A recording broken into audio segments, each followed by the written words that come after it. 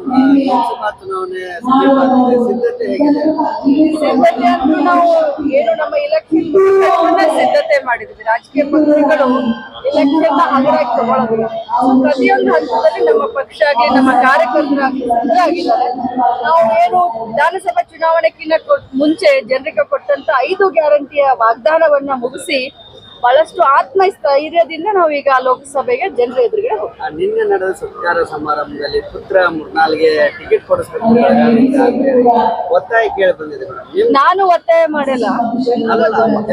ಜನ ಮತ್ತೆ ಮುಖಂಡರ ಆಶಯ ತರ ಬೆಳಗಾವಿಯಿಂದ 2ನೇ ಸಲ ಶಿಫಾರಸ್ ಆಗಿದೆ ಅಂತ ನಾನು ಕೂಡ ಮಾಧ್ಯಮದಲ್ಲಿ ನೋಡಿದ್ದೀನಿ. ಇದು ವರಿಷ್ಠರಿಗೆ ಬಿಟ್ಟಂತ ವಿಚಾರ, ಜಿಲ್ಲೆಯ ಮುಖಂಡರಿಗೆ ಬಿಟ್ಟಂತ ವಿಚಾರ. ಯಾಕಂತಂದ್ರೆ ಈಗಾಗಲೇ ನಾನು ಮುಂಚೆ ನನ್ನ ತಮ್ಮ ವಿಧಾನ ಪರಿಷತ್ ಸದಸ್ಯ ಆಗ್ಬೇಕಾದ್ರೂ ಕೂಡ ಇಡೀ ಜಿಲ್ಲೆಯ ಮುಖಂಡರ ಒತ್ತಾಸೆಯಂತೆ ನಾನು ಅವನನ್ನ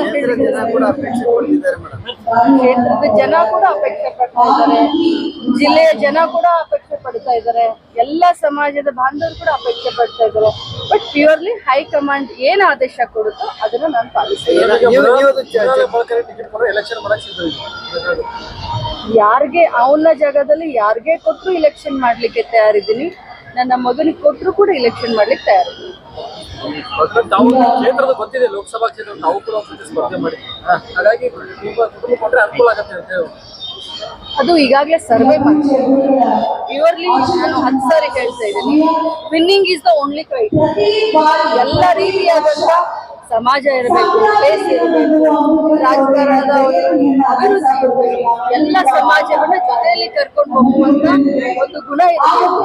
ಸೊ ನಾನು ತಗೊಂಡಿದ್ದ ಟಿಕೆಟ್ ಅನ್ನ ಅದರಿಂದ ನನಗೆ ಅನುಕೂಲ ಆಗುತ್ತೆ ಅನ್ನೋದು ತಪ್ಪು. ಸರ್ವೆ ಮಾಡ್ತಾ ಇದ್ದಾರೆ, ಸರ್ವೆಯನ್ನ ಆಧರಿಸಿ ವಿನ್ನಿಂಗ್ ಇಸ್ ದ ಕ್ರೈಟೀರಿಯಾ. ಅದನ್ನ ಅಳಲು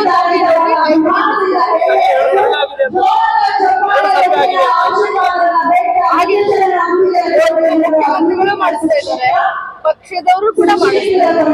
ಮುಖ್ಯಮಂತ್ರಿಗಳು ಸರ್ಕಾರ intelligence every day collecting information.